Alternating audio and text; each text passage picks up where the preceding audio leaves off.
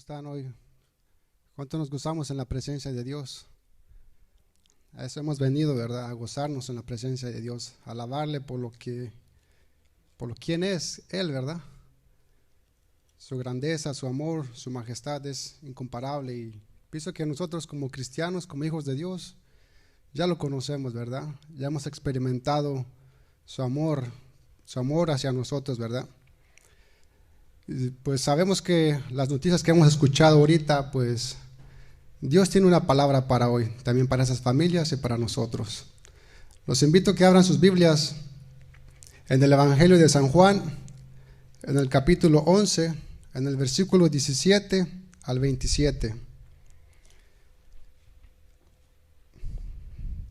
El tema se llama Jesús, la resurrección y la vida. Jesús, la resurrección y la vida, que está basado en el Evangelio de San Juan, capítulo 11, versículos 17 al 27. Dice la palabra de Dios: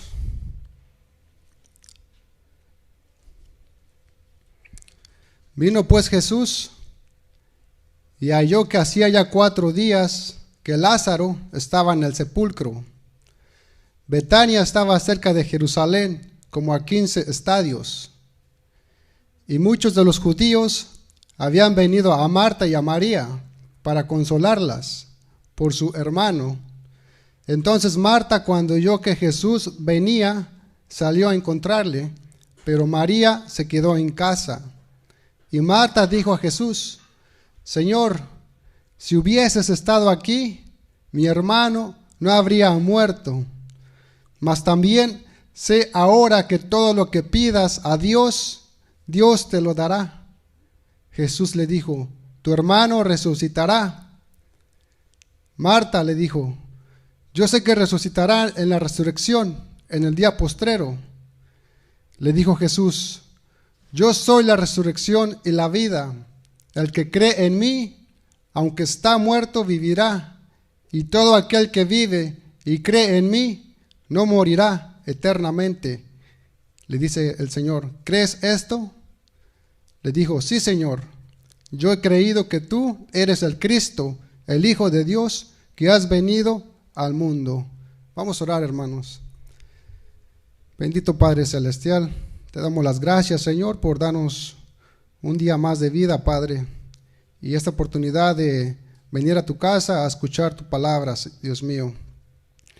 Gracias, Señor, porque nos has puesto en una congregación, Señor, donde podemos alabarte, podamos escuchar tu consejo, mi Dios, que tanto lo necesitamos, Señor. Y creo que por eso estamos aquí, Padre, porque queremos que nuestras vidas sigan siendo transformadas, Señor, conforme a tu voluntad, Padre. Dame de tu gracia, Señor, y danos de tu favor, bendito Dios.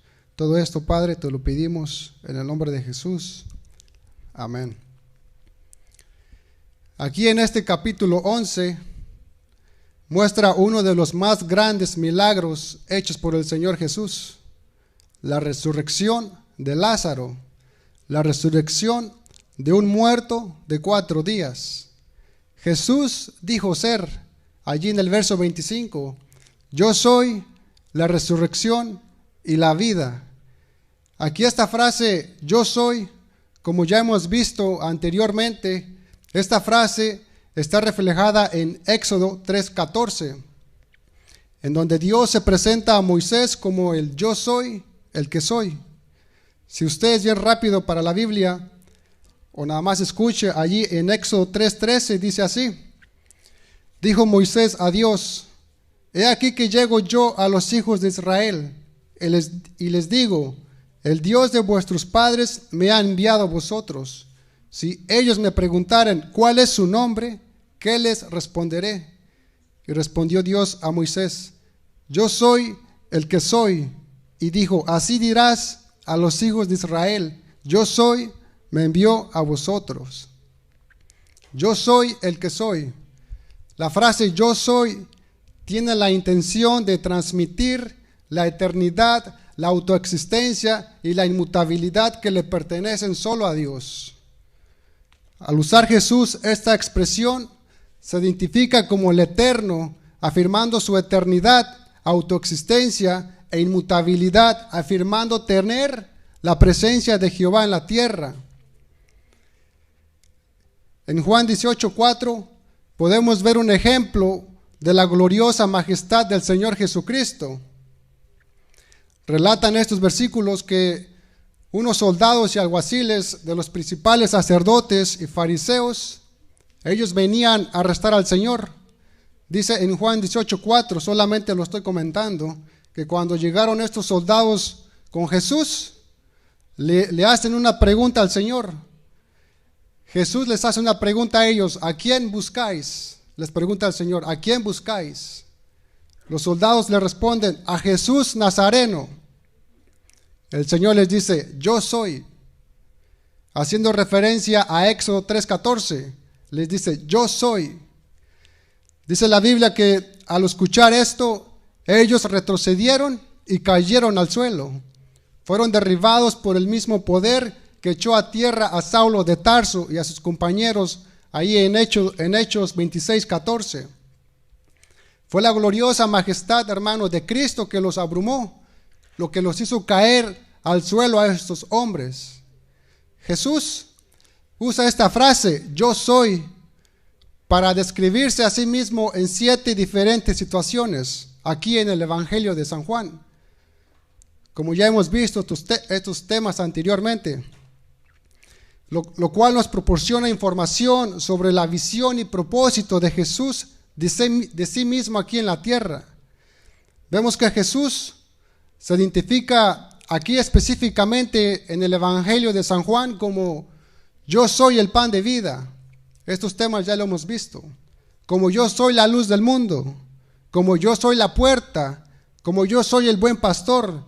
La hermana Felisa nos dio este tema. Como yo soy la resurrección y la vida, nuestro tema de hoy. Como yo soy el camino, la verdad y la vida. Y por último, como yo soy la vid verdadera. El Señor Jesús, al decir estas palabras, conecta muy bien algunas de estas afirmaciones con sus acciones. Vemos, por ejemplo, que cuando el Señor alimentó a más de 5,000 hombres en Juan capítulo 6, Jesús afirmó ser el pan de vida. Y justo antes de sanar a un hombre ciego de nacimiento en Juan 9, Jesús se llama a sí mismo la luz del mundo. Vemos cómo conecta, ¿verdad?, lo que Él afirma ser con sus acciones. Y en nuestro tema de hoy, vemos que antes de resucitar a Lázaro de entre los muertos, Jesús afirmó ser la resurrección y la vida. Pero estos milagros, hermanos, que están registrados aquí en el Evangelio de San Juan, están documentados con un propósito, con el propósito y con el fin de que estemos convencidos de que Jesús es el Hijo de Dios y que al creer en Él tengamos vida eterna por medio de su nombre, como dice en Juan 20:31, que dice así: pero estas se han escrito para que creáis que Jesús es el Cristo, el Hijo de Dios, y para que creyendo tengáis vida en su nombre. Yo soy la resurrección y la vida.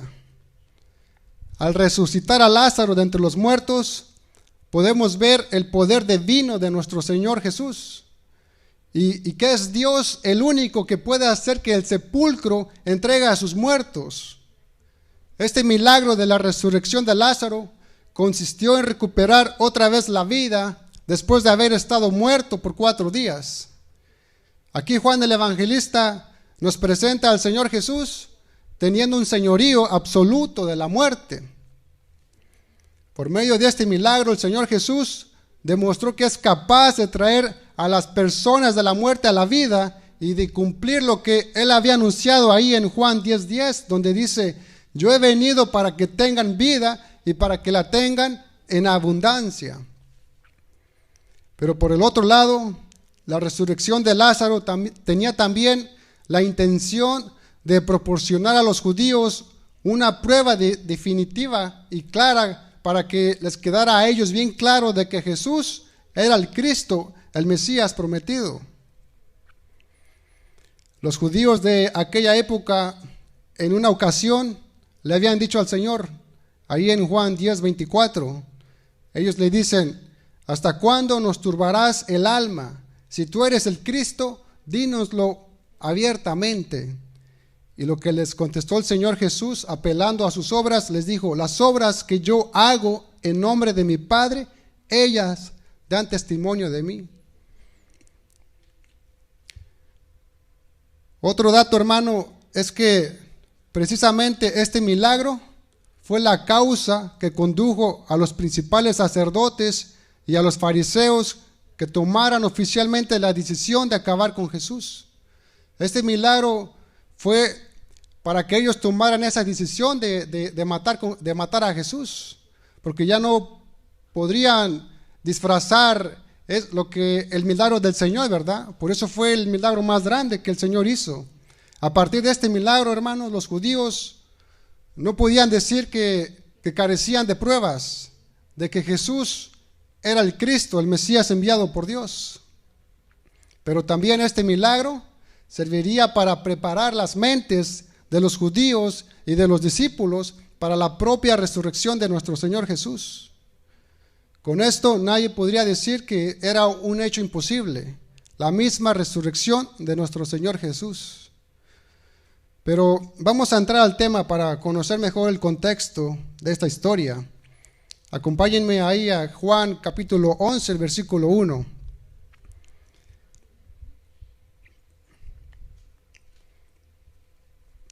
Dice Juan capítulo 11, versículo 1, dice así.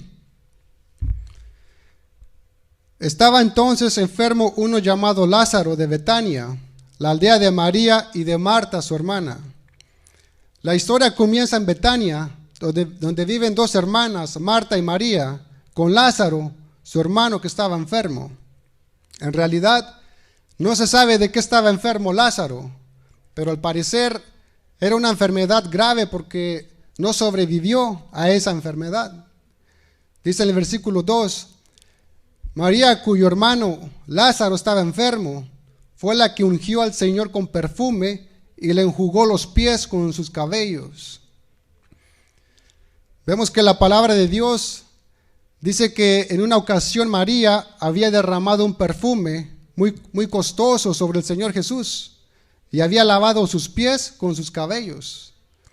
Esta mención, hermano, es un ejemplo de que toda acción buena y positiva que hacemos está siempre presente en la mente de Dios. Cada acción buena y positiva que hacemos, tenemos recompensa, hermano. Siempre a Dios no se le olvida nada lo que hacemos. Nuestro Padre Celestial no se le olvida nada del bien que hacemos y que a su debido tiempo cosecharemos el fruto de nuestras acciones, ya sea en este siglo o en el siglo venidero. Cualquier cosa que hagamos, hermano, para el reino de Dios, hay recompensa. ¿Cuántos estamos de acuerdo con eso? Dice ahí en el versículo 3, enviaron pues las hermanas para decir a Jesús, Señor, he aquí el que amas está enfermo. He aquí el que amas está enfermo. Parece ser que la condición de Lázaro se volvía cada día más grave, al punto que las hermanas Marta y María deseaban ardientemente que Jesús estuviera presente. Marta y María se sentían seguras que si el Señor estuviera presente, su hermano Lázaro sería curado y no hubiera muerto. ¿Cuántos tenemos esa seguridad, verdad? Cuando Dios está presente, ¿verdad?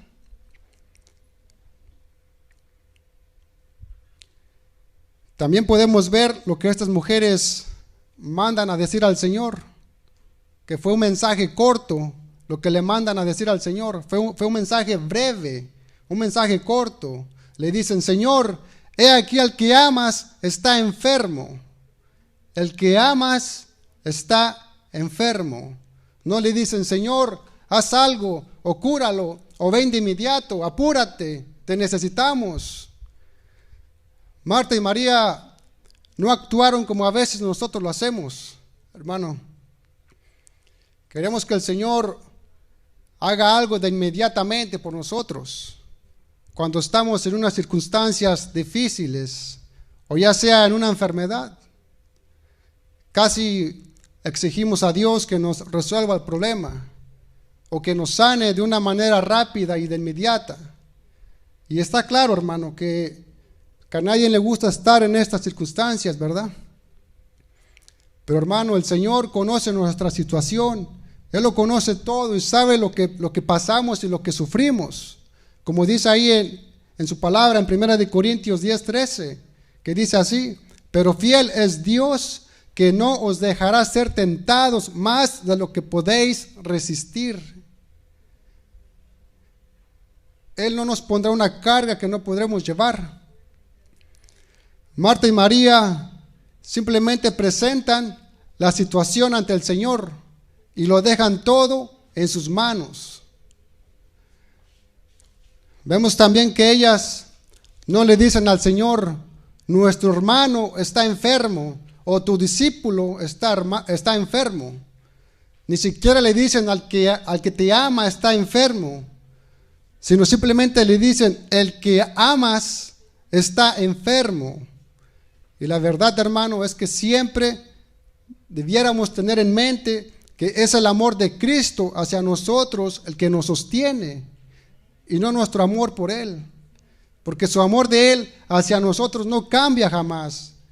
Él nos ama tal como somos. Su amor hacia nosotros no cambia jamás. El nuestro sí.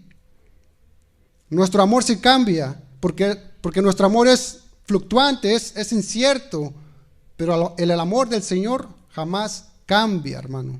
Jamás cambia. Dice en el versículo 4: oyéndolo Jesús dijo: esta enfermedad no es para muerte, sino para la gloria de Dios, para que el Hijo de Dios sea glorificado por ella.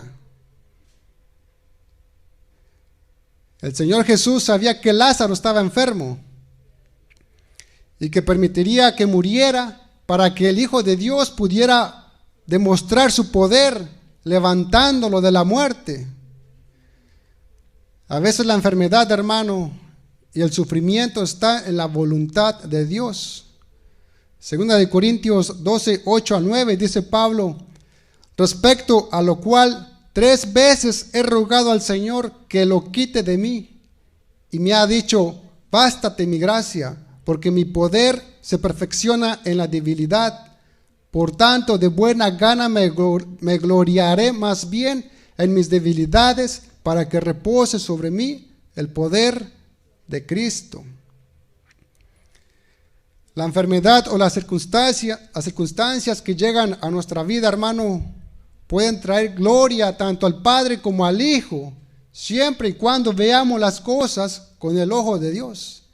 Porque si las vemos con nuestro propio ojo, pues a nadie le gusta estar en circunstancias difíciles, ¿verdad? Tal vez uno puede pensar que ya Dios se olvidó de nosotros, pero por el otro lado uno puede pensar que la meta es que el Señor sana al enfermo para demostrar su poder. Pero Dios te está diciendo que la gran meta es que la circunstancia o esta enfermedad que estás pasando se agrave de tal manera que Él pueda mostrar su mayor grandeza y su mayor gloria en ti. Puede ser que el Señor te esté pasando a ti, hermano, por ciertas lecciones que tienes que aprender para que veas la mayor gloria de Dios en tu vida. Como no es lo mismo para Marta y María ver que su hermano Lázaro sanara que ver a su hermano muerto y resucitar entre los muertos. No es lo mismo ver a una persona sanar a ver a una persona resucitar. Es mayor gloria para el Señor. Entonces, hermanos, dejemos que Dios obre para mostrar su mayor grandeza en nosotros. A lo mejor las dificultades que tú estás afrontando ahorita, sean cuales sean las dificultades, ya sea una enfermedad, el trabajo, la familia, el matrimonio, la iglesia o la soledad, no importa, hermano, cualquiera que sea la situación en tu vida, y le estás pidiendo a Dios con la convicción de que puede hacer algo. Y claro que Dios puede hacer algo, Él puede sanarte, puede arreglar tu problema, Él puede arreglar tu matrimonio, tu salud, tu trabajo, tu soledad. Pero a lo mejor, hermano y hermana, el Señor quiere hacerte pasar por una prueba, por un tiempo de espera, para mostrar aún su mayor gloria. Y que su mayor gloria no puede ser solamente a lo mejor en solucionar tu pequeño problema, sino en solucionar tu vida entera. Agárrate, hermano, porque el amor de Dios que nos tiene a ti y a mí va a hacer que su mayor gloria en nosotros brille y resplandezca. Pero Él nos tiene que pasar por el fuego.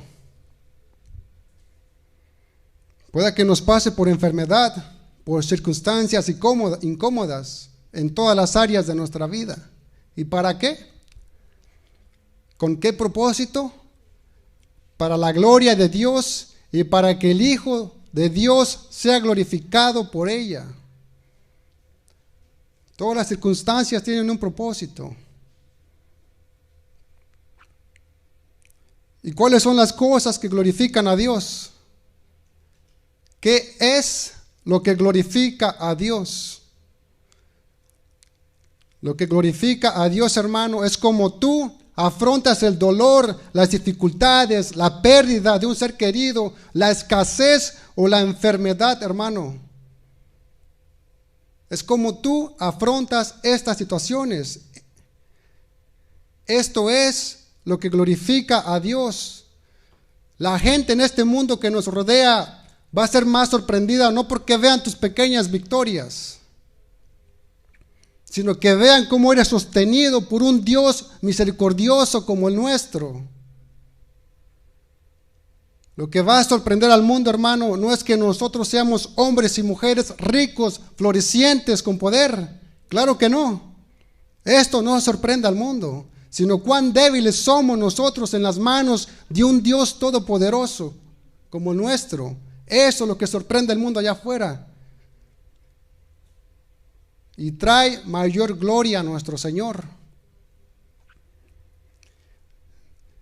Juan 11:5 dice así: y amaba a Jesús a Marta, a su hermana y a Lázaro. Dice en el 6: cuando oyó pues que estaba enfermo, se quedó 2 días más en el lugar donde estaba. Vemos que Jesús amaba a todos los miembros de esta familia pequeña.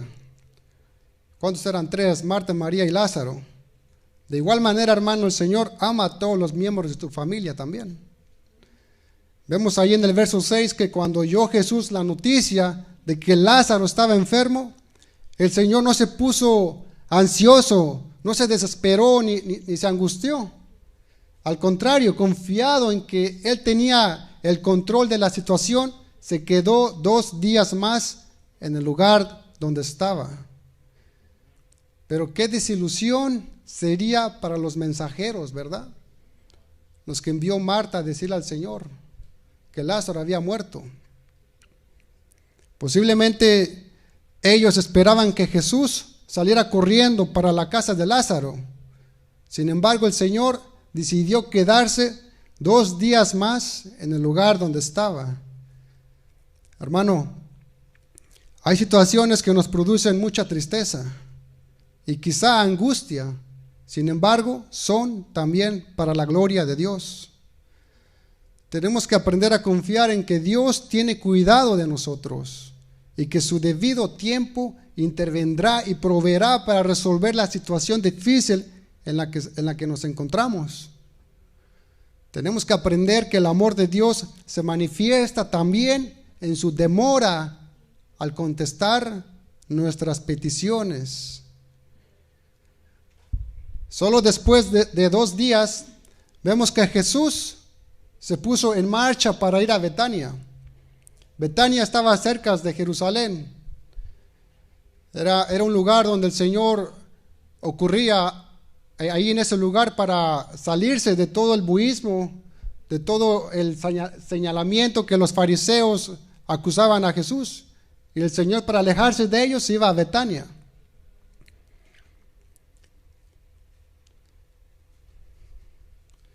Vemos que mientras que María y Marta tuvieron que pasar por el sufrimiento de ver morir a su hermano Lázaro, nos podemos imaginar su dolor por esta pérdida, ¿verdad?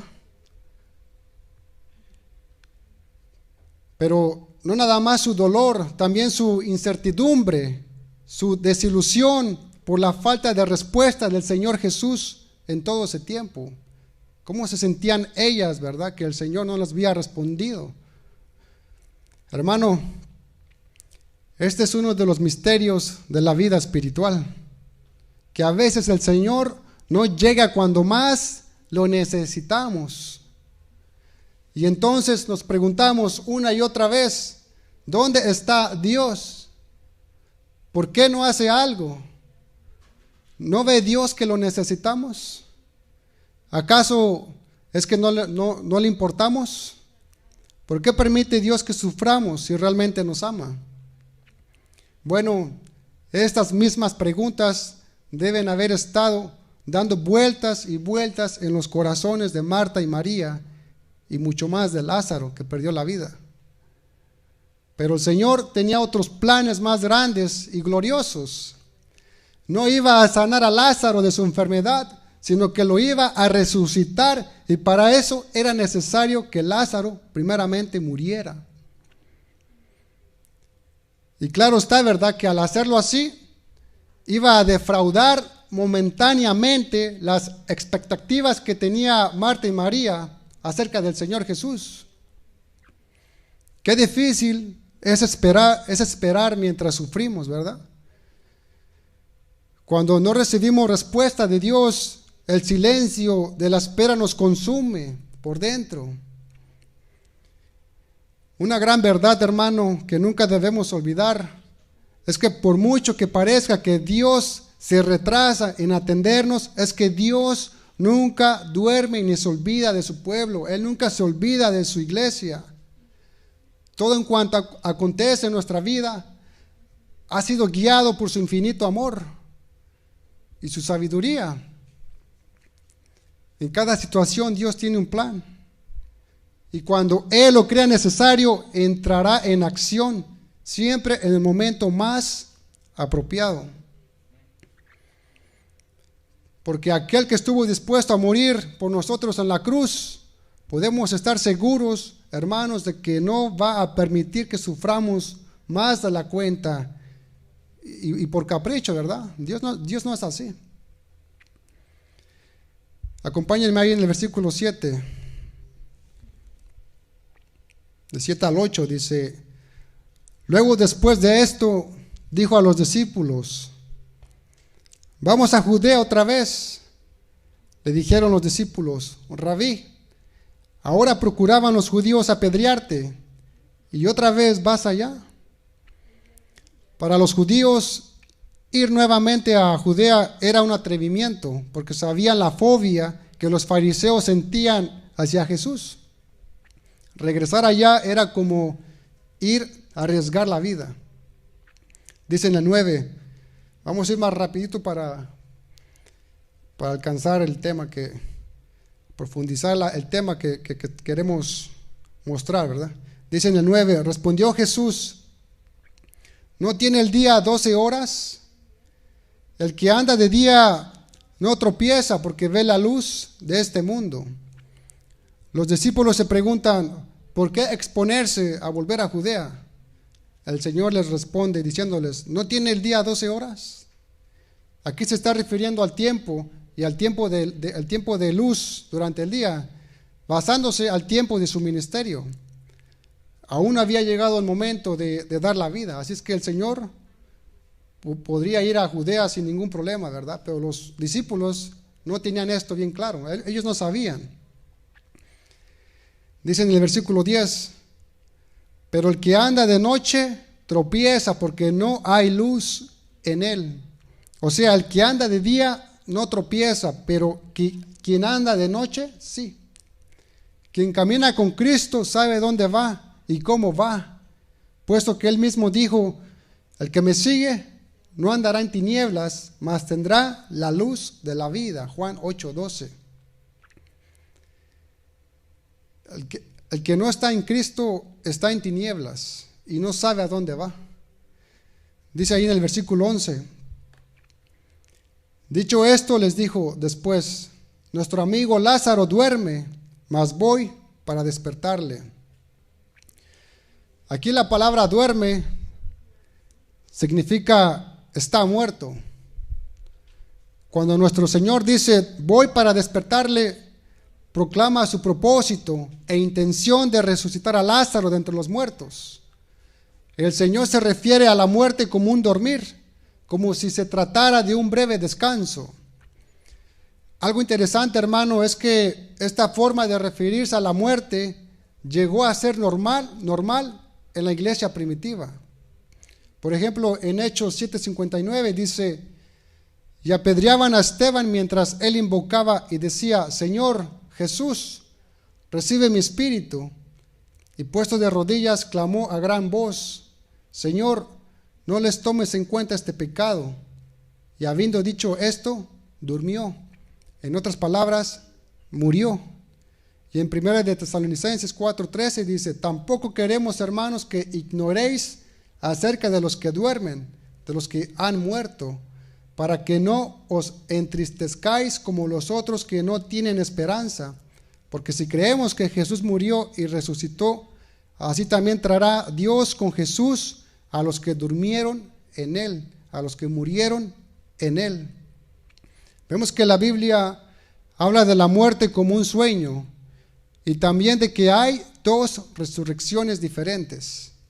Uno, los que murieron en Cristo serán resucitados para vida eterna. Y dos, mas los que tuvieron su oportunidad y no aceptaron al Señor, hicieron lo malo serán resucitados para condenación.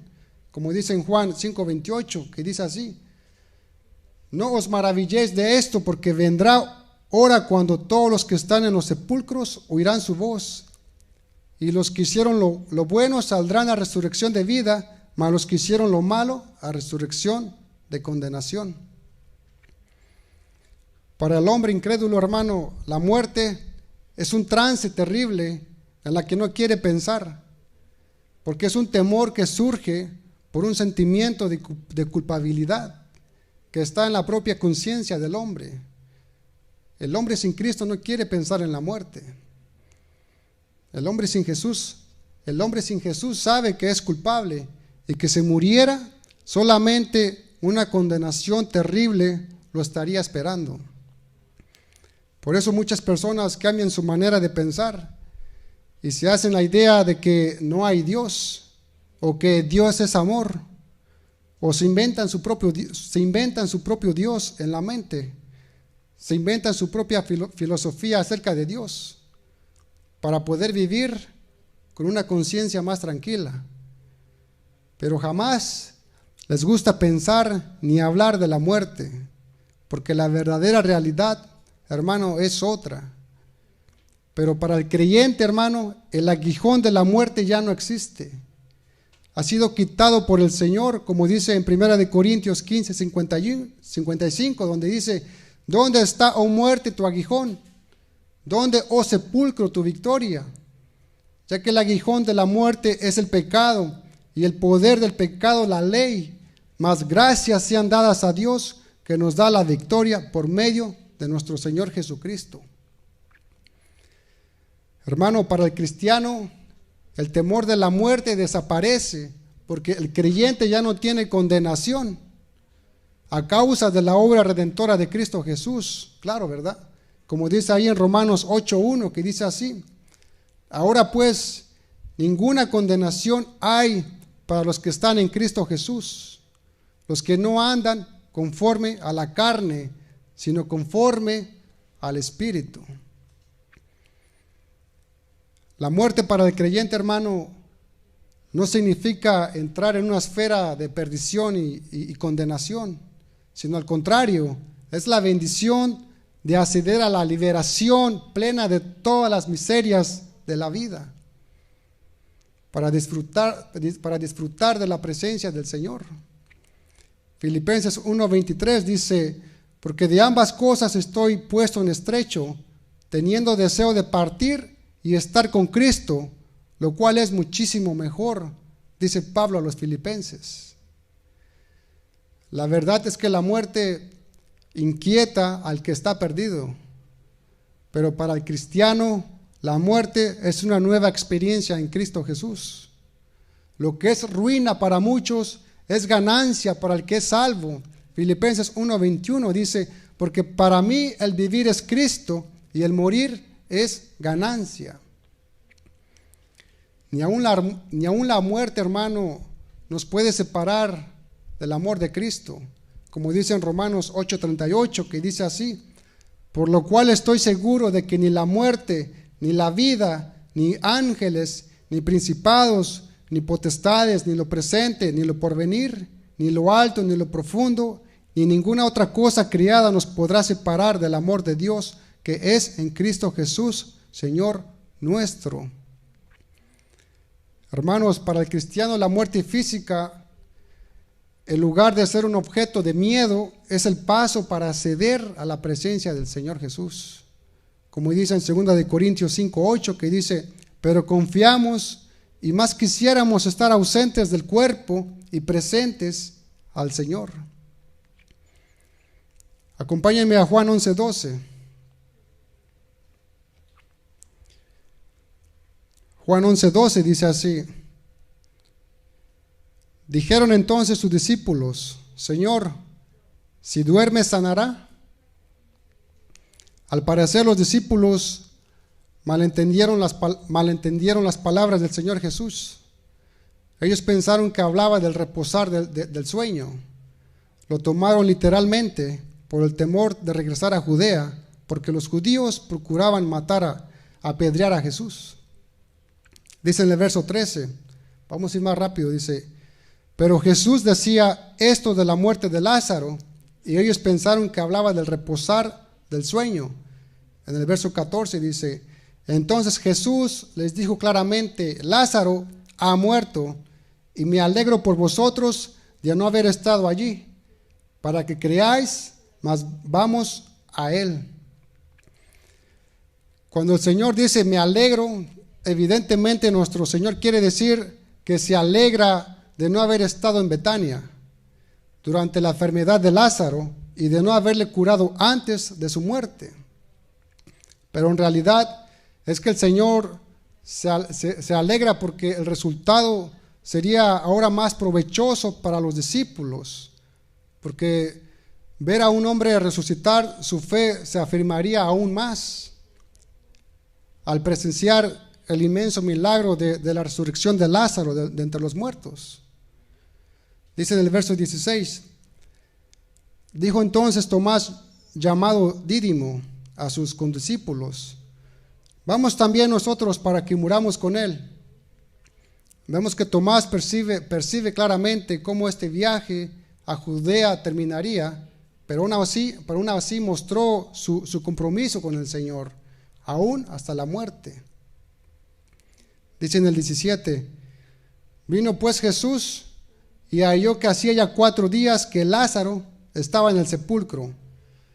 Cuando Jesús llegó a Betania, su amigo Lázaro ya hacía 4 días que estaba en el sepulcro. El Señor regresa 4 días más tarde, después que Lázaro había muerto.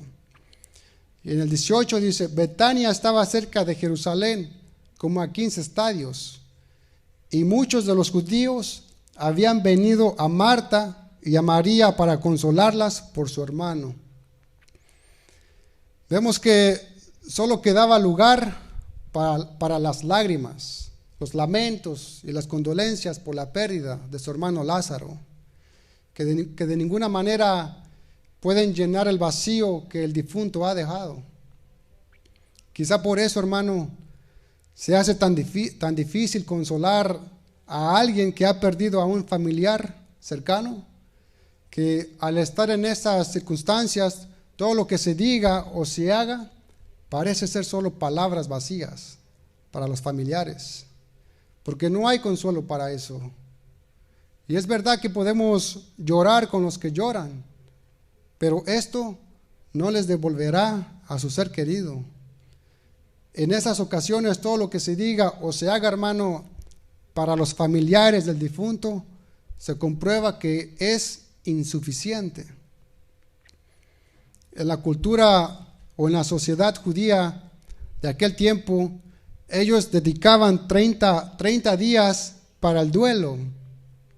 Los 3 primeros días eran para llorar, 7 días para lamentar y 20 días en que ninguno de los que tomaban parte se lavaba y se afeitaba. Con todo esto, el dolor se mantenía presente por más tiempo. Era una experiencia agotadora, ¿verdad? Pero, ¿qué haría el Señor Jesús en estas circunstancias? ¿Se limitaría tan solo en decir algunas bonitas palabras, como los demás, como lo hacemos nosotros, ¿verdad? Cuando queremos consolar a alguien, ¿o el Señor haría algo diferente? ¿Cómo consolaría el Señor a María y a Marta? Bueno, ahorita lo vamos a ver si nos da tiempo. Dice ahí en el versículo 20 al 21, dice: entonces Marta, cuando oyó que Jesús venía, salió a encontrarle, pero María se quedó en casa. Y Marta dijo a Jesús: Señor, si hubieses estado aquí, mi hermano no habría muerto. Tan pronto como las hermanas de Lázaro escucharon que Jesús venía a verlas, Marta salió rápidamente a su encuentro, en tanto que María se quedó en casa. Sin embargo, cuando ambas hermanas se encontraron con Jesús más adelante, las dos le dijeron lo mismo: si hubieras estado aquí, mi hermano no habría muerto.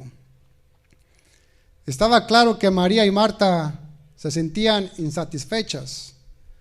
Parecía que para estas hermanas Jesús no había estado a la altura de lo que ellas esperaban de Él.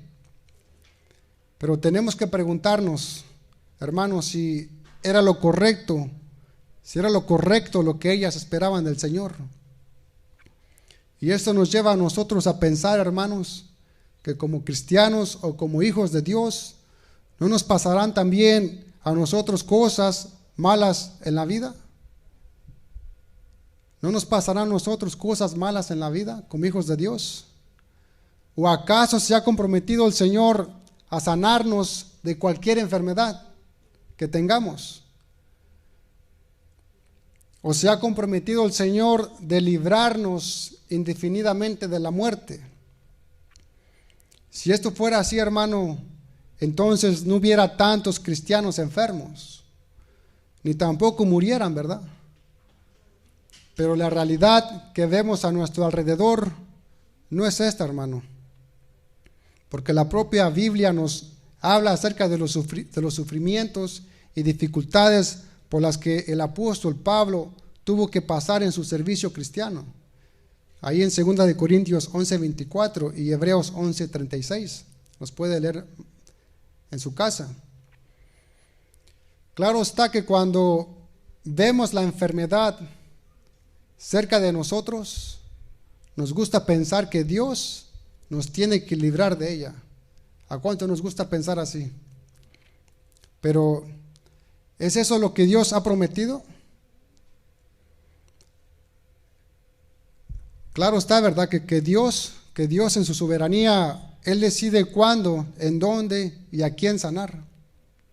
Pero, ¿acaso se ha comprometido Dios a sanarnos de toda enfermedad? ¿O es eso lo que nosotros queremos creer? Si colocamos nuestra fe en algo que Dios no ha dicho, hermano, entonces déjenme decirle que nos sentiremos desilusionados, aunque la culpa será nuestra eternamente. Juan 11:22 dice, le dice Marta a Jesús, ahí en el versículo 22, mas también sé ahora que todo lo que pidas a Dios, Dios te lo dará. Hermanos, Dios no nos promete una vida sin dificultades, pero sí su presencia en medio de ellas.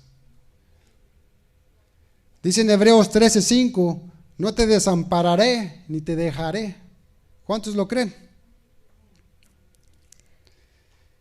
Dice ahí en el versículo 23, Jesús le dijo a Marta, tu hermano resucitará. El Señor hace esta afirmación, que todos los que creyeron en Él resucitarán para vida eterna. Pero el Señor también se está refiriendo aquí a la situación de Lázaro muerto. Marta ni siquiera se imaginaba que el Señor Jesús le diría, vamos a la tumba de Lázaro, y que se pararía frente a la tumba de Lázaro y llamarle, Lázaro, ven fuera. Marta no se imaginaba esto, y que Lázaro saliera caminando. Dice ahí en el versículo 24, Marta le dijo, yo sé que resucitará en la resurrección, en el día postrero.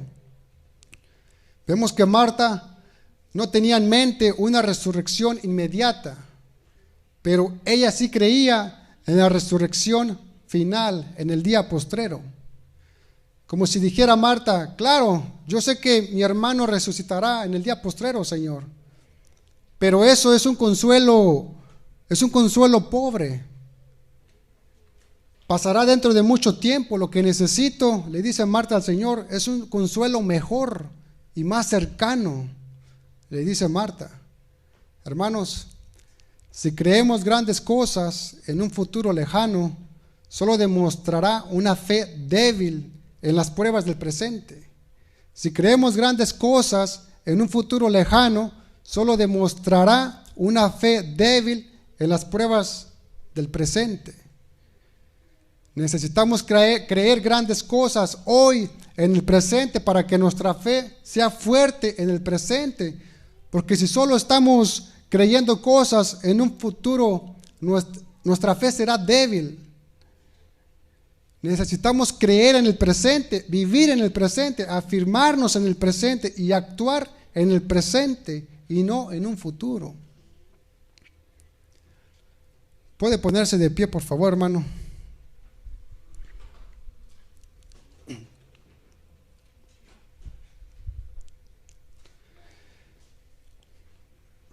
Vemos que Marta seguía luchando con su fe y no era capaz de interpretar la resurrección prometida por Jesús como una realidad para el tiempo presente, sino para el día postrero. De hecho, cuando más adelante el Señor manda a retirar la piedra del sepulcro de Lázaro, Marta parecía no creer todavía que Jesús fuera a resucitar a su hermano. Y lo único que alcanzó a decir es que ya hiede, Señor, ya hiede, ya apesta. ¿Por qué vas a abrir la puerta, la piedra? Ya lleva 4 días de muerto. Pero una vez más, vamos a ver que el Señor es capaz de hacer mucho más de lo que pedimos, hermano. Dice ahí en el versículo 25, y le dijo Jesús, yo soy la resurrección y la vida. El que cree en mí, aunque esté muerto, vivirá. Hermano, vemos aquí que el Señor Jesús es el autor de la vida, el mismo Dios encarnado, fuente de toda vida, ya sea espiritual o física. Por eso nadie más que Él podía hacer una declaración como esta: yo soy la resurrección y la vida. Notemos también que esta declaración hay un orden. Dios dice, yo soy la resurrección y la vida. Primero viene la resurrección y luego la vida. Aquí el Señor Jesús se está refiriendo en este contexto a personas que estaban muertas físicamente, a personas que ya habían muerto. Es lo que está hablando en este versículo 25. Personas que ya habían muerto en el Señor y que serán resucitadas por el poder del Señor Jesucristo y que vivirán eternamente. Aclarando que otros serán resucitados para condenación. Pero vemos que enseguida de este versículo 25, el versículo 26 que sigue, habla de los creyentes que están vivos, del mismo modo que ha hablado de los creyentes que han muerto. Al Señor no se le pasa nada, Juan 11:26 dice: y todo aquel que vive y cree en mí no morirá eternamente. El Señor dice: cualquiera que crea en mí, aunque la muerte le toque, vivirá espiritualmente. Cualquiera que viva por la fe en Jesús no morirá nunca, porque la vida que tenemos en Cristo Jesús sobrevive a la muerte y al sepulcro. ¿Cuántos lo creen? La muerte física no nos separa de Dios ni de su Hijo.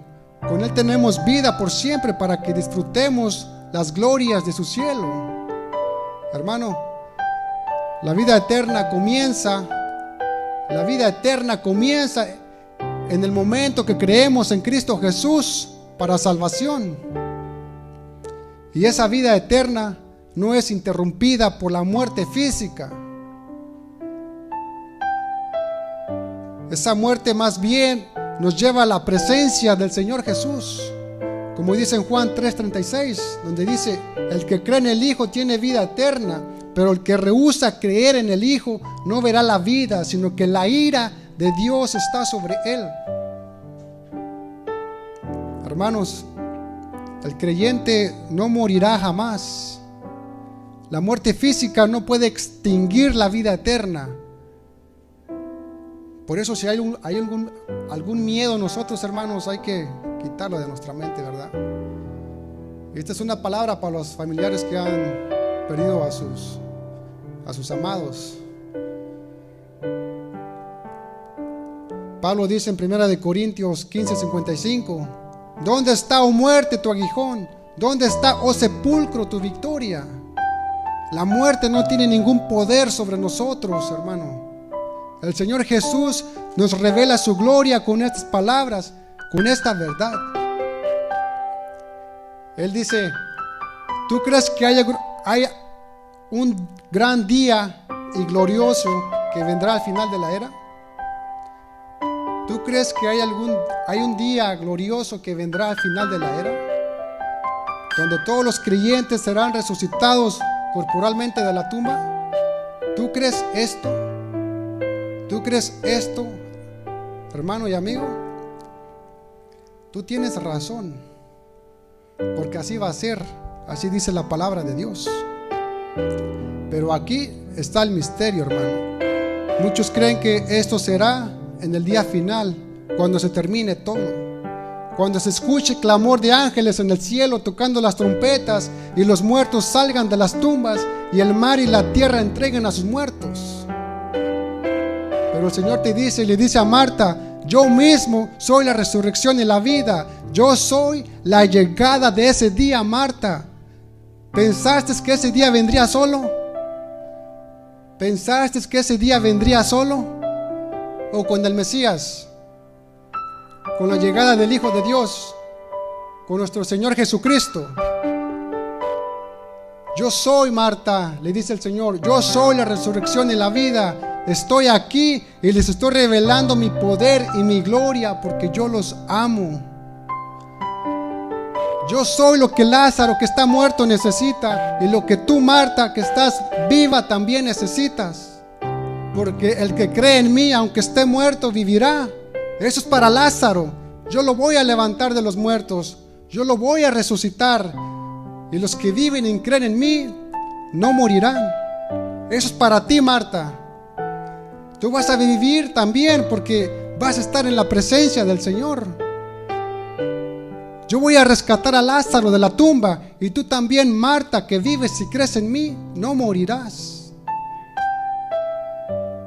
Dice el Señor: yo soy la gran fuente de vida, y de mí procede toda la vida, ya sea eterna, espiritual o física. Todos los que resuciten lo harán gracias a mí, dice el Señor. Todos los que sean avivados espiritualmente lo serán por medio de mí. Fuera de mí no hay vida, dice el Señor. Por medio de Adán llegó la muerte, pero por medio de mí llega la vida. ¿Crees esto? ¿Tú crees esto, amigo y hermano? Recuerda que la resurrección y la vida eterna comienza en el momento que creemos en Cristo Jesús para salvación. La resurrección y la vida eterna comienza en el momento que creemos en Cristo Jesús, hermano. Yo soy la resurrección y la vida. El que cree en mí, aunque esté muerto, vivirá. Y todo aquel que vive y cree en mí, no morirá eternamente. El creyente será librado de la muerte o condenación eterna por el poder del Señor Jesús. Al hacer este milagro, el Señor Jesús no está pensando en sorprender a las personas. No está pensando que su nombre sea reconocido por todas partes. Está queriendo demostrar con este milagro que el Señor Jesús es Dios. ¿Tú crees esto? ¿Tú crees esto, hermano? Amén. Vamos a orar. Bendito Padre Celestial, te damos las gracias, Señor, por tu palabra, mi Dios. Tu palabra, Señor, trae consuelo a nuestras vidas. Nos fortalece, nos exhorta, Señor. Nos da dirección, Padre. Nos sana, Señor. Si estamos enfermos espiritualmente, bendito Dios, tu palabra es lámpara a mis pies, que alumbra mi caminar, Señor. Oh, bendito Dios, a medida, Señor, que aprendemos tus justas ordenanzas, Señor, te daremos las gracias, Padre. Pero por favor, bendito Dios, no te des por vencido con nosotros, Señor. Tú eres nuestro socorro, bendito Dios. Te damos gracias, Señor. Si hay aquí, mi Dios, alguna persona, Padre, que no te conoce, Señor, oramos, Padre, para que esas almas sean transformadas, Señor, sean cambiadas, bendito Dios. Y para los que nos están mirando en las redes sociales, Padre, también oramos por ellos, Señor, para que tu palabra transforme sus vidas, Señor, y les lleve un consuelo, Señor. Sabemos que tú tienes la última palabra, mi Dios, porque tú eres la resurrección y la vida, bendito Dios. Te damos gracias, Padre. A ti sea la gloria y la honra. En el nombre de Jesús. Amén. Dios les bendiga, hermanos.